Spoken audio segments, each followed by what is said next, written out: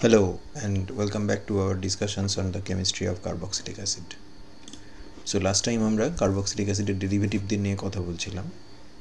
সেখানে আমরা দেখেছি যে কার্বক্সিলিক অ্যাসিডের এই COH গ্রুপের OH-টাকে সরিয়ে যদি আমরা Z বলে একটা গ্রুপ নিয়ে আসতে পারি কেমিক্যাল ট্রান্সফরমেশনের মাধ্যমে, তাহলে আমরা কার্বক্সিলিক অ্যাসিড ডেরিভেটিভ বানাতে পারি। এগুলোর ডিফারেন্ট ফর্মস আছে। অ্যাসিড ক্লোরাইড যেখানে Z = ক্লোরিন, অ্যাসিড অ্যানহাইড্রাইড যেখানে Z = OCOR, এস্টার যেখানে Z = OR বা OAR, AR মানে অ্যারাইল গ্রুপ অর্থাৎ ফেনলের এস্টার কার্বক্সিলিক অ্যাসিডের সঙ্গে, অথবা নাইট্রোজেন রিলেটেড কিছু। যদি NH2 হয় তাহলে প্রাইমারি অ্যামাইড, যদি NHR হয় তাহলে সেকেন্ডারি অ্যামাইড, যদি NR2 হয় তাহলে টারশিয়ারি অ্যামাইড।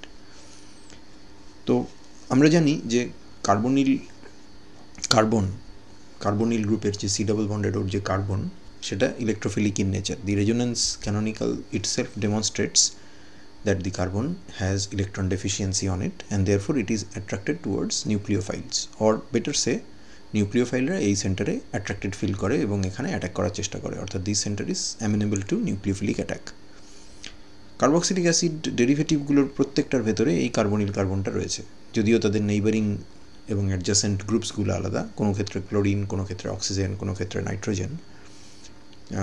তাদের প্রত্যেকেরই কম বেশি ইলেকট্রোফিলিসিটি রয়েছে, অর্থাৎ এগুলোর প্রত্যেকেরই ইলেকট্রন ডেফিসিয়েন্সি রয়েছে এবং সেহেতু তারা নিউক্লিওফাইলের সঙ্গে রিয়াকশান করারও চেষ্টা করে। কিন্তু এদের প্রত্যেকের ইলেকট্রন ডেফিসিয়েন্সি সেম না। এদের ইলেকট্রন ডেফিসিয়েন্সিটা সাবস্টিটুয়েন্টের উপর নির্ভর করে আলাদা হয়, অর্থাৎ এদের ইলেকট্রোফিলিসিটি আলাদা এবং নিউক্লিওফাইলের সঙ্গে রিয়াকশান করার টেন্ডেন্সিও আলাদা। দেখা যায় যে কার্বক্সিলিক অ্যাসিড ডেরিভেটিভগুলোর মধ্যে অ্যাসিড ক্লোরাইডের কার্বনিল কার্বনটা most electrophilic, followed by the carbonyl carbon of an acid anhydride. Then comes the carbonyl carbon of an ester, and finally the least reactive is the carbonyl carbon of an amide. So this is the most reactive and this is the least reactive species. এবং amide থেকে শুরু করে acid ক্লোরাইডের দিকে যত যাওয়া যায় তত electrophilic character carbonyl কার্বনের বাড়তে থাকে, নিউক্লিওফাইলের সঙ্গে রিয়াকশান করার টেন্ডেন্সি বাড়তে থাকে। In other words, the রিয়াক্টিভিটি towards nucleophile increases. তাহলে এর এক্সপ্লেনেশন কী হবে? এর এক্সপ্লেনেশন দেওয়ার জন্য আমরা যেটা বলি নর্মালি, সেটা হচ্ছে যে এই যে জেড গ্রুপটা, এটার আইডেন্টিটি দুভাবে অ্যাফেক্ট করে এই ইলেকট্রন ডেফিসিয়েন্সিকে। Because Z is always an electronegative heteroatom like chlorine, oxygen আর নাইট্রোজেন, এর -I এফেক্ট একটা থাকে, inductive electron withdrawal, which intensifies the positive charge on carbonyl carbon and contributes to increase the electrophilic nature of the carbonyl carbon. আবার এই প্রত্যেকটা অ্যাটমের, oxygen, chlorine, nitrogen যাই হোক, প্রত্যেকের লোন পেয়ার অফ ইলেকট্রনস আছে, and therefore it can show a +R effect, which is an electron releasing resonance effect or conjugation effect, and that supplies extra electron density to the electron deficient carbonyl carbon, and এর ফলে এই carbonyl কার্বনের ইলেকট্রনের খিদে খানিকটা কমে যায়। এই +R এফেক্টটা তার মানে ইলেকট্রোফিলিসিটিকে ডিক্রিজ করতে হেল্প করে। অর্থাৎ দুটো এফেক্ট আছে, একটা হচ্ছে electron withdrawing -I effect by virtue of being electronegative, আর একটা হচ্ছে +R effect by virtue of carrying lone pairs. এখন এই দুটোর মধ্যে যদি -I এফেক্ট বেশি পাওয়ারফুল হয়, তাহলে ওভারঅল কার্বনিল কার্বনটা হাইলি ইলেকট্রন ডেফিসিয়েন্ট হবে এবং হাইলি ইলেকট্রোফিলিক হবে এবং নিউক্লিওফাইলের সঙ্গে খুব ভালো রিয়াকশান করবে। আর যদি +R এফেক্টটা বেশ ভালো রকম অপারেট করতে পারে এবং -I এফেক্টকে সুপারসিড করে, তাহলে আমরা বলতে পারি যে কার্বনিল কার্বনের ইলেকট্রোফিলিসিটি অনেকটাই কমে যায় এবং নিউক্লিওফাইলের সঙ্গে সে খুব একটা রিয়াকশান ভালোভাবে করতে চায় না, তার রিয়াকশান করাতে গেলে অনেক কাঠখড় পোড়াতে হয়। In case of acid chloride, the carbonyl carbon is most electrophilic, so it stands to reason যে -I effect is much stronger than the +R effect. +R এফেক্টের জন্য কার্বনের সঙ্গে ক্লোরিনের অরবিটালের ওভারল্যাপ করতে হবে, কারণ ক্লোরিনের যে অরবিটাল লোন পেয়ার আছে সেই অরবিটাল থেকে কার্বনিল কার্বনের ভ্যাকেন্ট অরবিটালে ইলেকট্রন দিতে হবে। That is difficult because chlorine হচ্ছে থার্ড রো এলিমেন্ট, কার্বন হচ্ছে সেকেন্ড রো এলিমেন্ট, তাহলে তাদের অরবিটালের সাইজের মধ্যে ডিসপ্যারিটি আছে এবং সেই জন্য +R effect is weak. But chlorine being a highly electronegative element, it has a very strong -I effect. কাজে এখানে -I effect জিতবে এবং সেই কারণে +R effect উইক হওয়ার কারণে এবং -I effect স্ট্রং হওয়ার কারণে অ্যাসিড ক্লোরাইডের কার্বনিল কার্বনটা হাইলি ইলেকট্রোফিলিক হবে, and it will be the most reactive of the lot. Towards nucleophile. যদি আমরা তার পরের মেম্বারটাকে দেখি, অ্যানহাইড্রাইড। অ্যানহাইড্রাইডে অক্সিজেনের লোন পেয়ার ডিলোকালাইজড হতে পারে। Oxygen is in fact more electronegative than chlorine, so its minus I effect is also very strong, but oxygen is a second row element and therefore কার্বনের সঙ্গে তার সাইজটা, অরবিটালের সাইজটা ম্যাচ করে। এখানে 2p অরবিটাল থেকে ইলেকট্রন বেরোবে, এখানেও 2p অরবিটালরাই ইনভলভ, যারা ইলেকট্রন নেবে সেই অরবিটালগুলোর কনস্ট্রাকশনে, and therefore it stands to reason again that the Placer effect will be stronger than what we have seen for acid chloride, and therefore it should be less electrophilic than acid chlorides. Our nucleophile সঙ্গে reaction rate, although considerably reactive, they are less reactive than acid chlorides.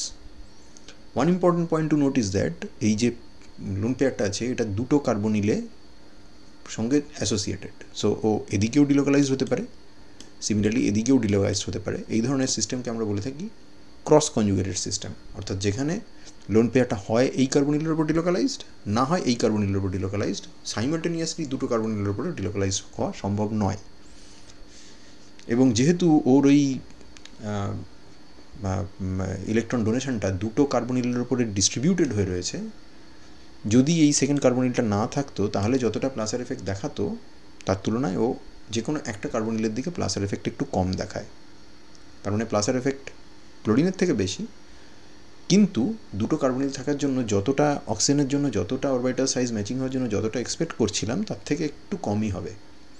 এবং সেটা আমরা বুঝতে পারি পরের মেম্বারটাকে দেখলে। পরের মেম্বারটা হচ্ছে এস্টার। এস্টারে এই অক্সিজেনটার পাশে আর কোনো কার্বনিল নেই এক্সেপ্ট এইটা, তার মানে ও একেই ডোনেট করে যেতে পারে, এবং একে যদি ডোনেট করে তাহলে প্লাসার এফেক্ট দেখাবে, ভালো রকমভাবে দেখাবে। এবং এখানে যেহেতু ডিস্ট্রিবিউশন হওয়ার কোনো জায়গা নেই, তাই এর plus R effect is even stronger than what we can see for acid anhydrides, and the ester carbonyl will be like, you know, even less electrophilic than anhydride. Minus I effect তো আমরা বলতে পারি যে সেটা মোর অর লেস একই রকম থাকবে, because oxygen is still electronegative.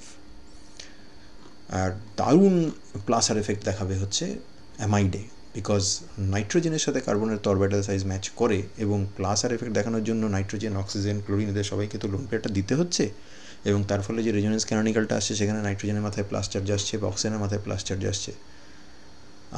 যদিও এখানে এই অক্সিজেনের অক্টেট ফিল আপ হয়ে রয়েছে, মাথায় প্লাস চার্জ আছে, এবং এখানেও নাইট্রোজেনের মাথায় অক্টেট ফিল আপ হয়ে আছে, মাথায় প্লাস চার্জ আছে, তবুও nitrogen slightly less electronegative than oxygen, and therefore nitrogen নিজের ইলেকট্রনটাকে একটু বেশি গ্ল্যাডলি রিলিজ করে, শেয়ারিংটা বেটার হয়, বিকজ ও যদি লেস ইলেকট্রোনেগেটিভ হয় তাহলে ওর ইলেকট্রন পেয়ারকে ডোনেট করতে উইলিং বেশি হবে। অক্সিজেন সেটা চায় না, তার ফলে অক্সিজেনের প্লাসার এফেক্ট ক্লোরিনের থেকে ডেফিনেটলি বেশি because of orbital size matching. But নাইট্রোজেনের দুটো বেনিফিট আছে, একটা হচ্ছে orbital size matches because nitrogen is also a second row element, and moreover নাইট্রোজেনের ইলেকট্রোনেগেটিভিটি অক্সিজেনের থেকে কম, তার ফলে অক্সিজেন যতটা উইলিংলি লোন পেয়ারটাকে শেয়ার করে, অর্থাৎ যতটা প্লাসার এফেক্ট দেখায়, নাইট্রোজেন তার থেকে বেশি উইলিংলি শেয়ার করে এবং আরও বেশি স্ট্রংলি প্লাসার এফেক্ট দেখায়। তো তার জন্য মাইনাস আই এফেক্টও আবার, নাইট্রোজেন যেহেতু ইলেকট্রোনেগেটিভ তাই মাইনাস আই এফেক্ট আছে, কিন্তু নাইট্রোজেন যেহেতু লেস ইলেকট্রোনেগেটিভ দেন অক্সিজেন তাই মাইনাস আই এফেক্টটা নাইট্রোজেনের ক্ষেত্রে একটু কম, অক্সিজেনের ক্ষেত্রে মাইনাস আই এফেক্টটা একটু বেশি।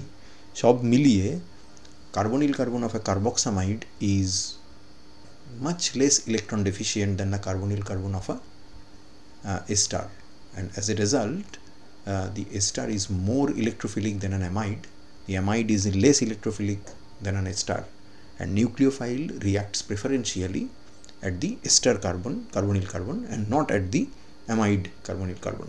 ester ke nucleophilic attack করতে যে পরিমাণ রিঅ্যাকশন কন্ডিশন লাগে তার তুলনায় অ্যামাইডের উপরে নিউক্লিওফিলিক অ্যাটাক করতে আরও হার্শার কন্ডিশন লাগে, because the nucleophile is then made to react with the less reactive carbonyl carbon.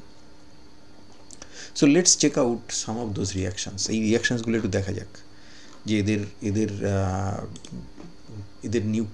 ইলেকট্রোফিলিসিটির সুবাদে এরা নিউক্লিওফাইলের সঙ্গে কী ধরনের রিয়াকশান করে।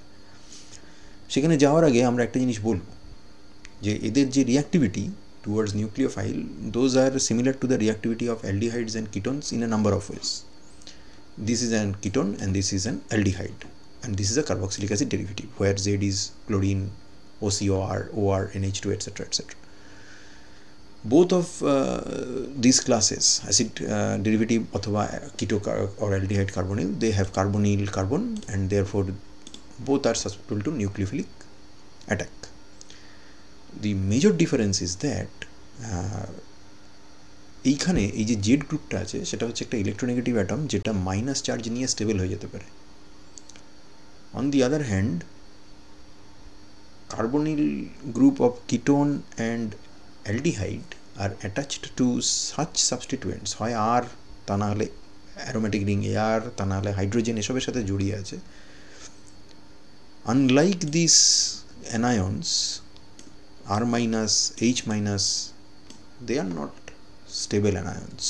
এগুলো কিন্তু relatively stable anion, because nitrogen, chlorine, oxygen সবাই হচ্ছে electronegative, so they are happy with the negative charge, maybe more happy and less happy, but more or less happy. But R minus, H minus are very, very, very reactive. What I'm trying to say is that this Z can act as a leaving group, whereas this R and H, they cannot act as leaving group. As a result, nucleophilic addition হওয়ার পর nucleophile যখন add করে এই carbonyl কার্বনে, তখন aldehyde এবং কিটোনের ক্ষেত্রে রিয়াকশনটা আর এগোয় না, নিউক্লিওফিলিক অ্যাডিশন হয়ে থেমে যায়। যেমন ধরো গ্রিগনার্ড অ্যাডিশন করলাম, RCOR এর উপর RMGX দিয়ে রিয়াকশন করলাম, তাহলে R3COMGX হয়ে থেমে যাবে। বা RCOH এর উপরে লিথিয়াম অ্যালুমিনিয়াম হাইড্রাইড দিয়ে রিয়াকশন করলাম, সেখানে হাইড্রাইড নিউক্লিওফাইল অ্যাটাক করলো, অ্যাটাক করার পরে সেখানে RCO মাইনাস কার্বনের উপরে দুটো হাইড্রোজেন হয়ে থেমে যাবে, অর্থাৎ একটা সেকেন্ডারি অ্যালকোহলের অ্যালকক্সাইড হয়ে থেমে যাবে। আনলাইক দ্যাট, কার্বক্সিলিক অ্যাসিড ডেরিভেটিভের উপরে যদি নিউক্লিওফাইল অ্যাটাক করে, তাহলে অ্যাটাক করার পরে ওই জেডটা, যেটা নাকি অ্যানায়ন হিসেবে এক্সিস্ট করতে পারে, ওই জেডটাকে কিক আউট করে দিতে পারে। অর্থাৎ overall substitution reaction can take place, যেখানে Z of RCOZ can be replaced by a incoming nucleophile and Z is leaving as Z minus. This is called a nucleophilic substitution via addition and elimination. Because this is an acyl group which is experiencing the substitution, সেটাকে আমরা বলতে পারি যে nucleophilic acyl substitution. The reaction takes place in two steps, and the name itself suggests the sequence of the steps.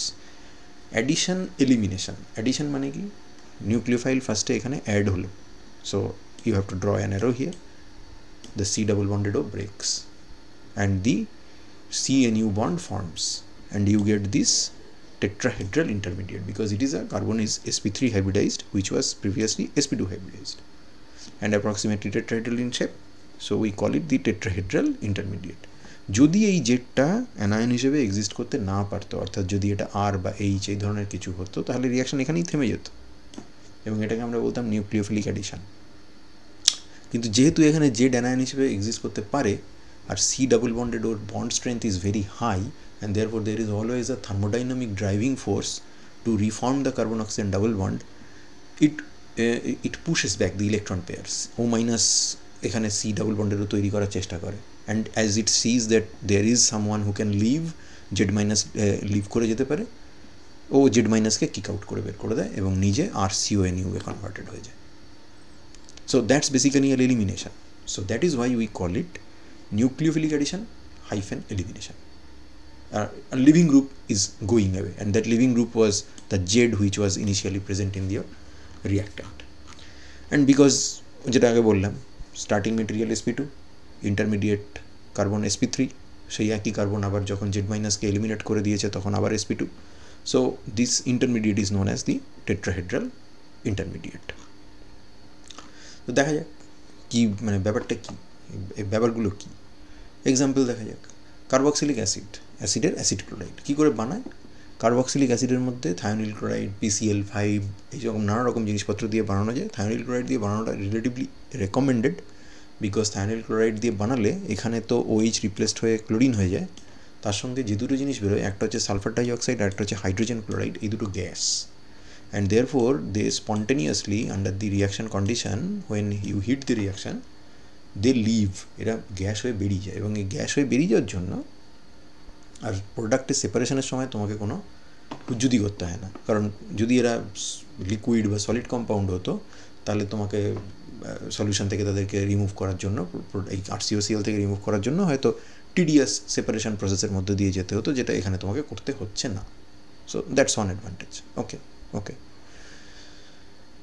যেহেতু অক্সিজেনের সঙ্গে কার্বনের বন্ডটা বেশ স্ট্রং, অক্সিজেনকে তাড়াবার জন্য, because we are removing oxygen from this species to get the carbon-chlorine bond, which is not a particularly strong bond because কার্বনের সাথে ক্লোরিনের orbital size match করে না, যেটা আমরা আগেও দেখেছি। তার মানে OH-কে বের করার জন্য অক্সিজেনের সাথে এমন একটা কাউকে দিতে হবে যার খুব স্ট্রং বন্ড হয়, যেমন সালফার আমরা এখানে দিচ্ছি। অক্সিজেনটা সালফার অক্সিজেন ডাবল বন্ড তৈরি করে বেরিয়ে যাচ্ছে। So the carbon oxygen single bond is getting compensated by the formation of the sulfur oxygen double bond, because that bond is stronger, carbon oxygen বন্ডটা চট করে ভেঙে যাচ্ছে। এবার আমরা তো এটা পেলাম, এবার এখান থেকে আমরা অনেক কিছু বানাতে পারবো ডিফারেন্ট টাইপসের নিউক্লিওফাইল ইউজ করে, এবং কার্বক্সিলিক অ্যাসিডের অন্য যে ডেরিভেটিভগুলো অর্থাৎ অ্যামাইড, এস্টার এবং অ্যাসিড অ্যানহাইড্রাইড, এইগুলো কিন্তু অ্যাকচুয়ালি বানানো হয় কার্বক্সিলিক অ্যাসিড থেকে, বানানো হয় না।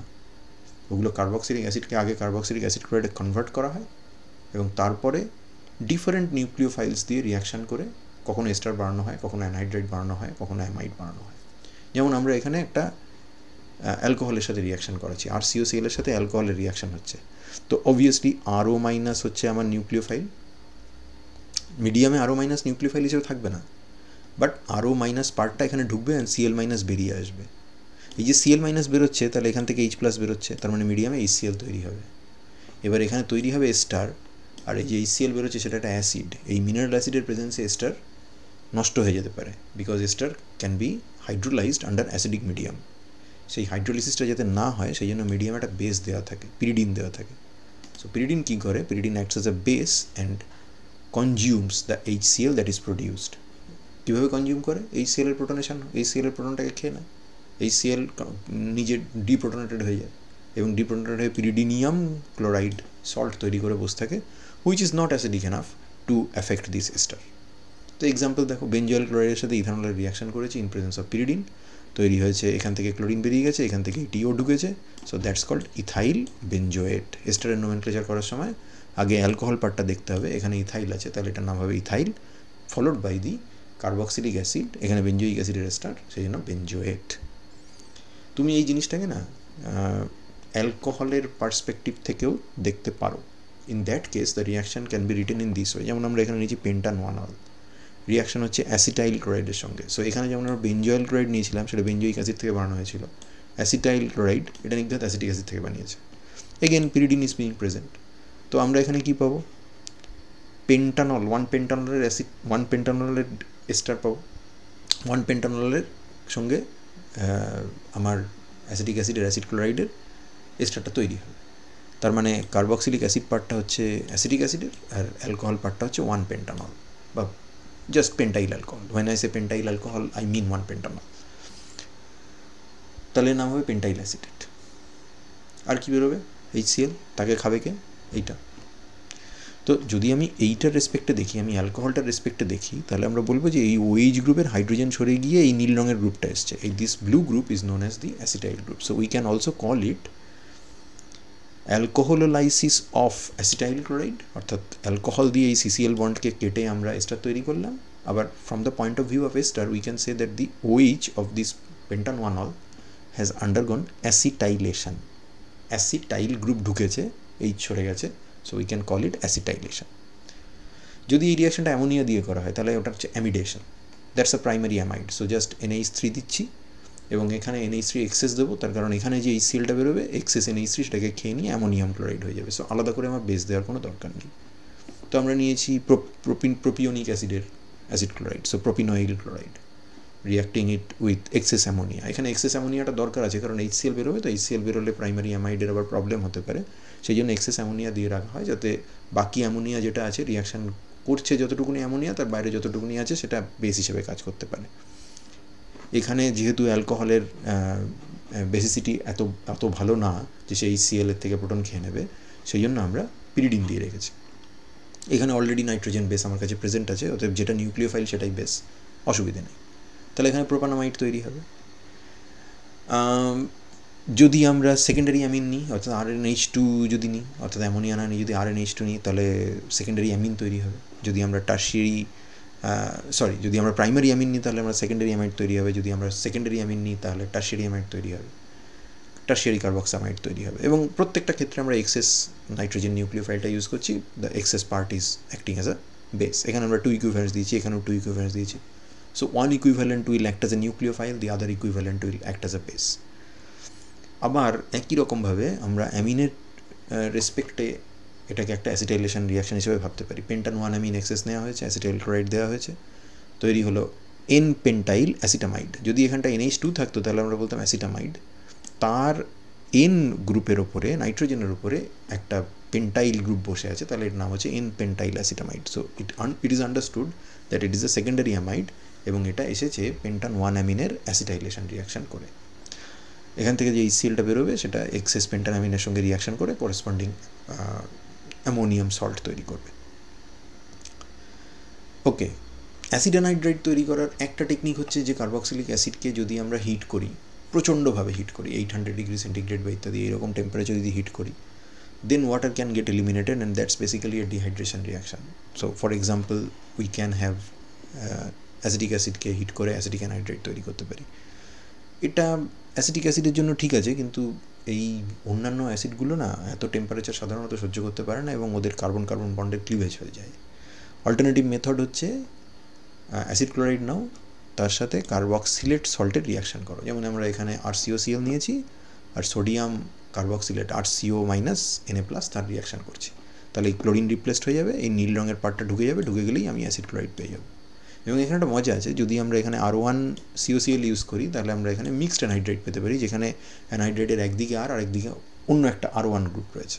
যদি আমি চুজ করি যে এখানে যে গ্রুপটা আছে এখানেও সেই একই গ্রুপ থাকবে, তাহলে আমরা RCOCOR পাবো, RCO বন্ড OCOR পাবো। কিন্তু আমরা যদি ডিফারেন্ট অ্যাসিড ক্লোরাইড এবং different sodium salt of carboxylate use করি, so we can get mixed anhydride.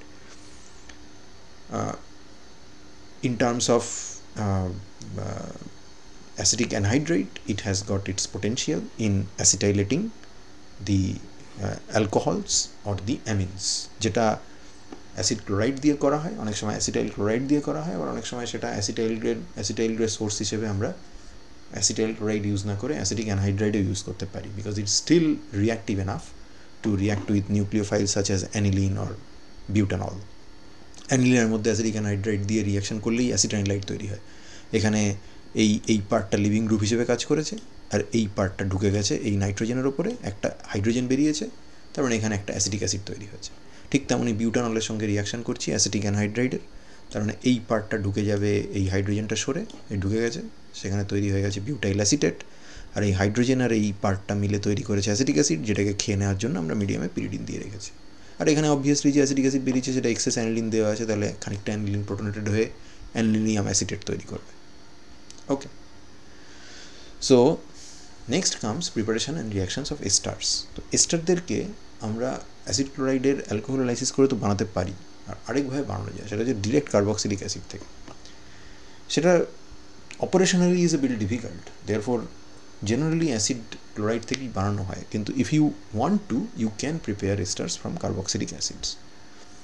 That involves reacting the carboxylic acid and the corresponding alcohol under acid catalysis. এবং এই acid catalysis হিসেবে আমরা কনসেন্ট্রেটেড সালফিউরিক অ্যাসিড বা dry বা এই HCl, কয়েক ফোঁটা HCl ব্যবহার করি। ক্যাটালিস্ট মানে হচ্ছে খুব অল্প পরিমাণে ইউজ করবো এবং রিয়াকশানের শেষে সেটাকে ফেরত পাবো। In terms of the reaction it is obviously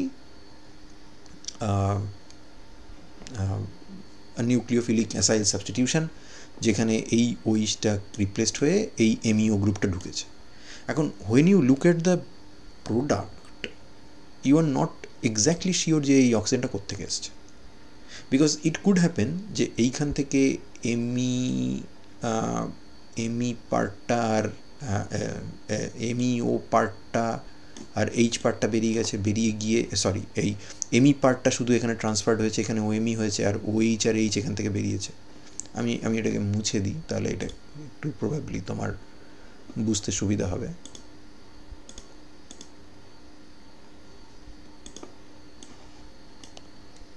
what I am trying to tell you is that এটা একটা চান্স আছে যে এই এমইও পার্টটা ঢুকেছে আর এই ওইচ পার্টটা বেরিয়েছে, তাহলেও আমরা এটা পাবো।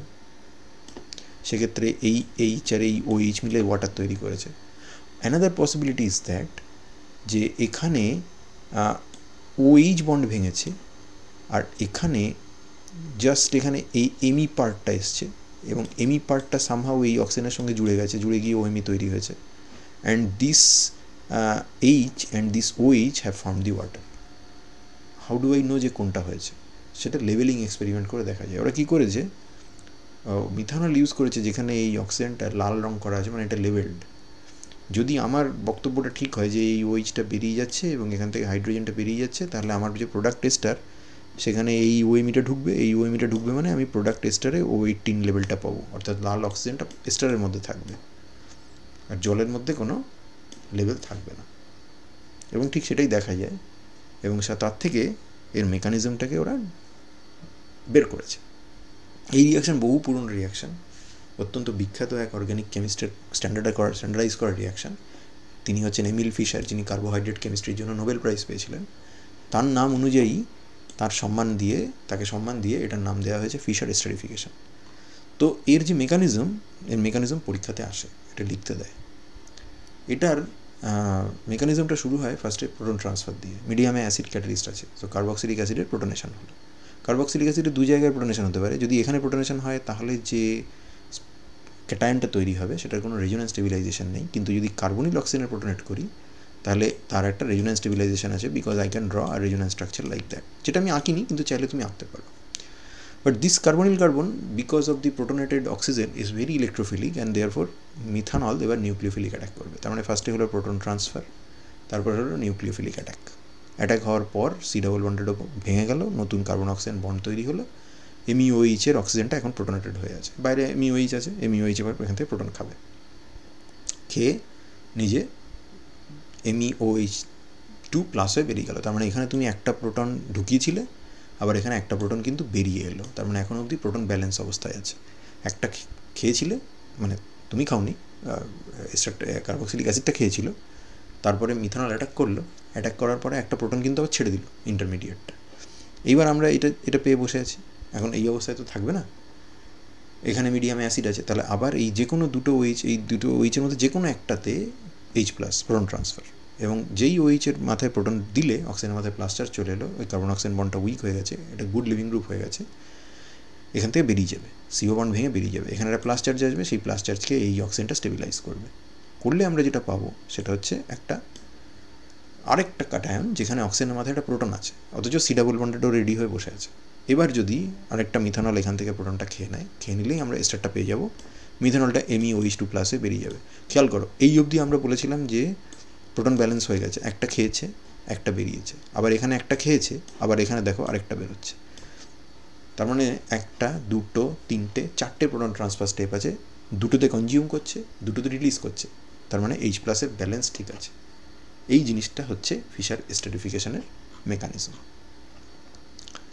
এবং ফিশার এস্টারিফিকেশন যেহেতু রিভার্সিবল রিয়াকশনের বৈশিষ্ট্য হচ্ছে যে H+ ক্যাটালিস্ট বা যে কোনো ক্যাটালিস্ট রিভার্সিবল রিয়াকশনের ফরওয়ার্ড ডিরেকশনকেও স্পিড আপ করে, ব্যাকওয়ার্ড ডিরেকশনকেও স্পিড আপ করে। তার মানে ইকুইলিব্রিয়াম কনস্ট্যান্টকে অ্যাফেক্ট করতে পারে না, এবং এর ইকুইলিব্রিয়াম কনস্ট্যান্ট মোটামুটি 1-এর কাছাকাছি, অর্থাৎ যখন তুমি ইকুইলিব্রিয়ামে পৌঁছে যাবে তখন এর যা কনসেন্ট্রেশন মোটামুটি একই রকম থাকবে, which is actually very bad for your system, because তুমি 50% কনভার্সন পাচ্ছ। সেক্ষেত্রে কার্বক্সিলিক অ্যাসিড 50% আছে, 50% এস্টার হয়েছে। You need to drive the equilibrium from the left hand side to the right hand side, and for that we can use the Le Chatelier principle. লে-শাতেলিয়ারের বক্তব্য ছিল equilibrium constant যেহেতু constant, তাই সেটা সবসময় constant থাকার চেষ্টা করে। If I can perturb the equilibrium in such a way that the equilibrium is disturbed, then the reactions forward direction backward direction এর এমন ব্যালেন্স হবে যে they will try to come back in the original position। অর্থাৎ আমি যদি এখানে access reactant use করি, তাহলে এক্সেস কনসেন্ট্রেশনের জন্য ইকুইলিব্রিয়াম কনস্ট্যান্ট তো basically is a ratio of the constant ratio of the concentration of the product divided by concentration of the reactant।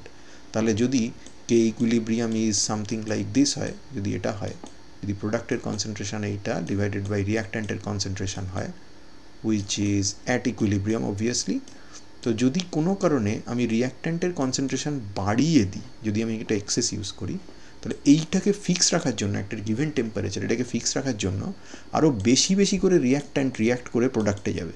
তাতে দুটো জিনিস হবে, একটা হচ্ছে রিয়াক্ট্যান্টের কনসেন্ট্রেশন কমতে থাকবে আর প্রোডাক্টের কনসেন্ট্রেশন বাড়তে থাকবে, এবং তার ফলে কেটা যে জায়গায় আসা মানে থামা উচিত সেইখানে চলে যাওয়ার চেষ্টা করবে। অর্থাৎ একটা গিভেন কনসেন্ট্রেশন অফ রিয়াক্ট্যান্ট এবং প্রোডাক্টে কের একটা ভ্যালু আছে। এবার তুমি যদি এক্সেস রিয়াক্ট্যান্ট ইউজ করো তাহলে কের ওই ভ্যালুটা ডিস্টার্বড হবে, এবং কের ওই ভ্যালুটা ধরি এক্স, ওই ভ্যালুটা হচ্ছে এক্স, তাহলে এক্সটাকে অ্যাটেন্ড করার জন্য ও যা যা করা দরকার সেটা করবে। ও কী করবে সেটা হচ্ছে বেশি বেশি করে ফরওয়ার্ড ডিরেকশানে রিয়াকশানটা হবে, অর্থাৎ লেফট টু রাইট কনভার্সনটা বেটার হবে।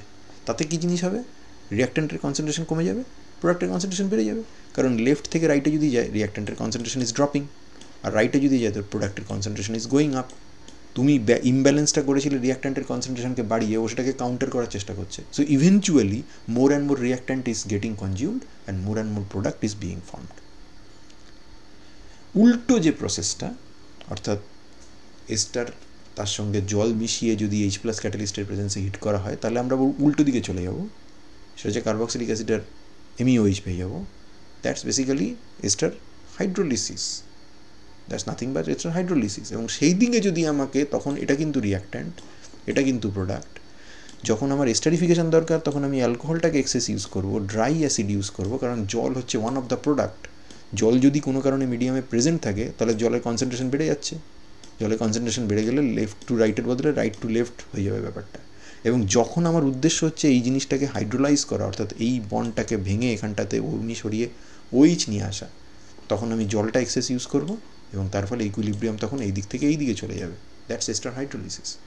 সো এখানে আমরা যেটা করেছি, বেনজোইক অ্যাসিডের সঙ্গে ইথানল এক্সেস দিয়ে H+ এর ক্যাটালিস্টের প্রেজেন্সে গরম করছি, তখন আমাদের যেহেতু এটা এক্সেস আছে, ইকুইলিব্রিয়াম এদিক থেকে এদিকে যাবে, দ্যাটস এস্টারিফিকেশান। আর যদি ওই একই রিয়াক্ট্যান্ট কম্বিনেশান নিয়ে ইথাইল, বেনজোয়েট আর ওয়াটার, এই দুটোকে নিয়ে এক্সেস ওয়াটার ইউজ করে যদি আমি H+ এর প্রেজেন্সে হিট করি, তখন আবার রিয়াক্ট্যান্ট কনসেন্ট্রেশন বেশি থাকার জন্য লেফট টু রাইট চলে যাবে, অর্থাৎ হাইড্রোলিসিস হয়ে ইথাইল বেনজোয়েট থেকে বেনজোইক অ্যাসিড এবং ইথানল তৈরি হয়ে যাবে। That's exactly what is done with the ester hydrolysis. এবং এস্টার হাইড্রোলিসিসের বেসিক্যালি তুমি যে কেবলমাত্র H+ দিয়ে রিয়াকশান করবে তা নয়, এটার অনেক রকম ভ্যারিয়েশান আছে। একটা ভ্যারিয়েশন হচ্ছে এটা বেস মিডিয়ামে রিয়াকশান করা যায়, which is known as saponification.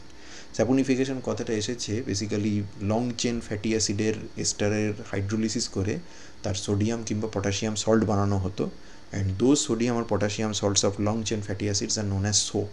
Therefore ester থেকে হাইড্রোলিসিস করে সোপ, অর্থাৎ ওই সোডিয়াম বা পটাশিয়াম সল্ট বানানোর টেকনিককে বলা হতো saponification. That name got stuck, and esters when they are converted to the corresponding carboxylic acids under alkali medium is known as ester hydrolysis or saponification under basic medium.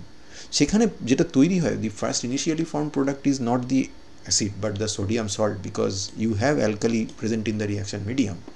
The alcohol is eliminated but what you get is not the acid but the sodium salt. Acid পেতে গেলে সেটাকে, carboxylic অ্যাসিডটা পেতে গেলে তোমাকে acid দিয়ে work up করতে হয়, RCOH করতে হয়। মেকানিজমটা কি? মেকানিজম হচ্ছে OH- এই এস্টারের উপর রিয়াকশান করে। এখানে খেয়াল করে দেখো, যখন তুমি এস্টারের এস্টারিফিকেশান করছিলে, তখন এস্টারিফিকেশনের সময় অ্যালকোহল এখানে অ্যাটাক করছিল, কিন্তু অনলি আফটার প্রোটোনেটিং দিস, এটাকে প্রোটোনেট করার পরে অ্যালকোহলটা এখানে অ্যাটাক করছিল। That's because alcohol is not a powerful nucleophile, you need to enhance the electrophilicity of this carbonyl carbon by protonating this oxygen. আর এখানে আমার নিউক্লিওফাইল হচ্ছে OH-, which is a strong enough nucleophile to attack a neutral ester. Attack করলো, C double বন্ডটা ভাঙলো, ভেঙে tetrahedral intermediate তৈরি হলো, O- পুশ ব্যাক করলো, OR- বেরিয়ে গেল।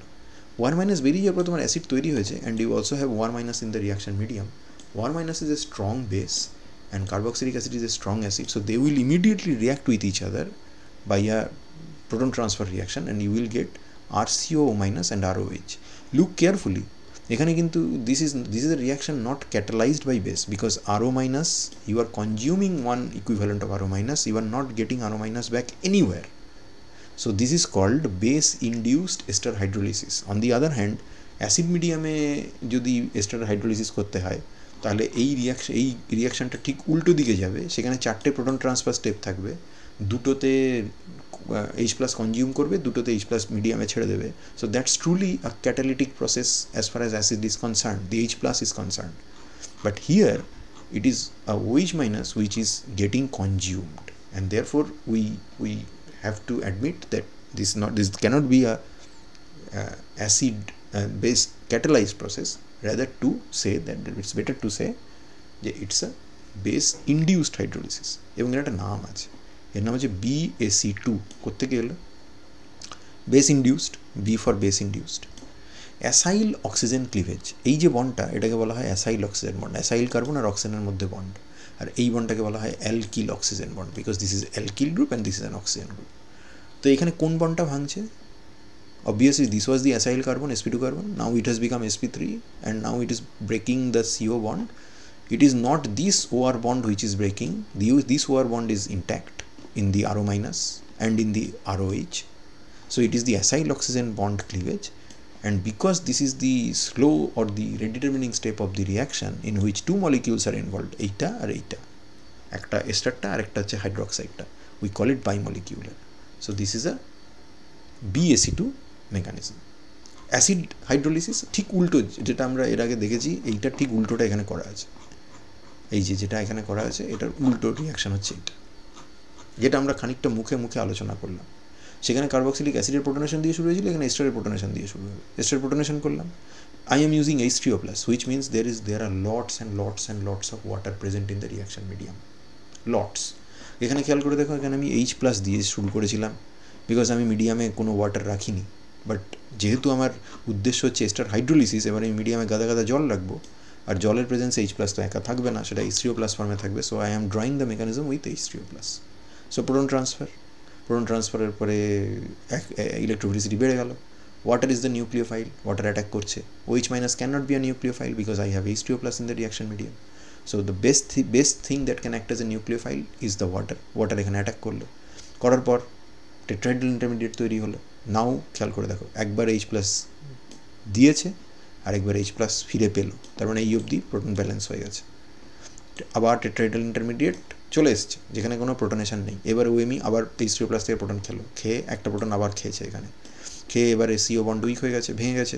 এই OH-টা ওকে অ্যাসিস্ট করছে বেরিয়ে যাওয়ার জন্য, মিথানল মিডিয়ামে বেরিয়ে এলো। So here you have plus methanol, okay, and then so methanol is coming out and you have this protonated carboxylic acid, যেখানে ওয়াটার তার থেকে প্রোটন খাচ্ছে এবং খেয়ে কার্বক্সিলিক অ্যাসিড তৈরি করলো। তাহলে এখানে একটা প্রোটন এস্টারটা নিয়েছিল, এখানে আমরা H+ ফিরে পেয়েছি, এখানে আবার প্রোটন নিয়েছিল, এখানে আবার জল প্রোটন ফিরে পেয়েছে, তার মানে ট্রুলি ক্যাটালিটিক ইন অ্যাসিড। এবং এখানেও খেয়াল করে দেখো, it is this bond which is being broken, and that's this bond, that's the acyl oxygen bond. So it's again acyl oxygen bond cleavage, এবং এটাকে বলা হয় AaC2। that means acid catalyzed acyl oxygen cleavage bimolecular। BaC2 এর ক্ষেত্রে base induced acyl oxygen cleavage bimolecular, এর ক্ষেত্রে AaC2 acid catalyzed acyl oxygen cleavage bimolecular কেন? I need to know যে মলিকুলারিটি কত। মলিকুলারিটি মানে হচ্ছে এই এতগুলো স্টেপ আছে, তার মধ্যে স্লোয়েস্ট যে স্টেপটা তার মলিকুলারিটি। তো কোনটা slow step is this one, this attack is the slow step. How many molecules are there? 1 water, 2 protonated acid or protonated ester, therefore it's a bimolecular reaction, and so we can call it that this is a acid catalyzed acyl oxygen cleavage, a bimolecular process. এরপর যেটা আছে সেটা হচ্ছে অ্যামিনোলাইসিস। তুমি যদি এস্টারকে ammonia দিয়ে ফোটাও তাহলে সেখানে RCONH2 এবং MEOH তৈরি হবে। যদিও এই রিয়াকশানের এটাও একটা বেসিক্যালি এটা একটা অ্যাসাইল সাবস্টিটিউশন রিয়াকশান, যেরকম RCOCl থেকে অ্যামোনিয়া দিলে RCONH2 তৈরি হয়, সেখানে RCOMEর জায়গায় অ্যামোনিয়া দিয়ে রিয়াকশান করে RCONH2 তৈরি করা যায়। প্রিপারেশন অফ অ্যামাইড এভাবে করা হয় না, এটা অ্যাসিড ক্লোরাইড এবং অ্যামোনিয়ার সঙ্গে রিয়াকশান করেই করা হয়। কিন্তু এই রিয়াকশানটা আছে, মানে there are reports in literature, not very useful, but again you can think it in terms of a nucleophilic acid substitution. So I wrap this installment of video lecture here, and in the next class we will talk about the preparation and reactions of amides, and barring that there are a couple of name reactions which involve the alpha hydrogens of esters and acid anhydrides. So we will talk about this in the next iteration. So I thank you for your patience, and I will be seeing you in the next one.